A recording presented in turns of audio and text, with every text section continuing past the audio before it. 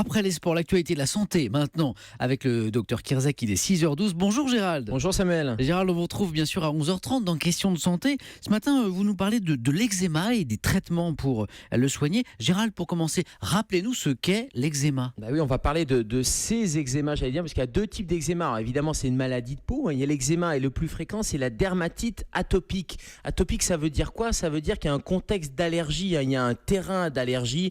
Ça veut dire que les patients qui souffrent d'eczéma, ils ont aussi de l'asthme, parfois de la conjonctivite.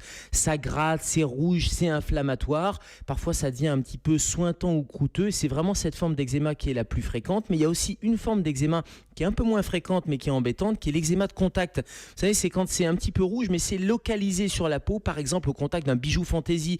Vous venez d'offrir un bijou ou vous avez un nouveau jean avec un bouton qui est un bouton en nickel. Et bien, exactement à la zone de contact, il va y avoir cette zone qui devient inflammatoire. C'est la même chose aussi quand on prend une nouvelle crème. Et bien, cet eczéma de contact, c'est une autre forme de maladie de peau. Gérald, dites-nous, est-ce que certaines personnes sont plus exposées que d'autres? Clairement, oui. C'est plutôt dans la première partie de vie. C'est dès l'enfance ou les adultes jeunes qui sont touchés par l'eczéma. Notamment les enfants, il y a dans certaines études jusqu'à 25% des enfants dès les premiers mois, dès l'âge de 3 mois, qui sont touchés par de l'eczéma.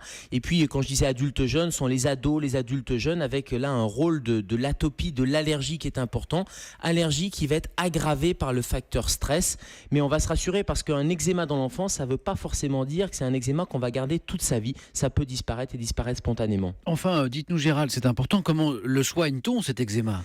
Il y a deux choses, il y a des soins locaux bien sûr, alors c'est bien hydraté avec des crèmes, des émollients sur les zones qui ne sont pas inflammatoires, c'est utiliser des produits qui sont des produits adaptés sans savon notamment, et puis sur les zones inflammatoires, c'est utiliser une pommade qui est une pommade corticoïde. Et là, le bon conseil, c'est de ne pas arrêter d'un coup ces corticoïdes. Souvent, c'est l'erreur qui est faite, on met cette pommade, cette corticothérapie locale, et puis on l'arrête un peu d'un coup, et on va avoir un effet rebond. Donc là, il faut vraiment l'arrêter progressivement. Et puis en plus des soins locaux, il y a un bilan allergologique qui doit être fait. Et puis il y a tout le contexte, on en parlera tout à l'heure à 11h30, mais tout ce contexte, il est important, notamment gérer les autres facteurs, tous les facteurs irritants des textiles, éviter la laine, éviter les grosses fibres, mais plutôt utiliser des fibres naturelles en termes de vêtements.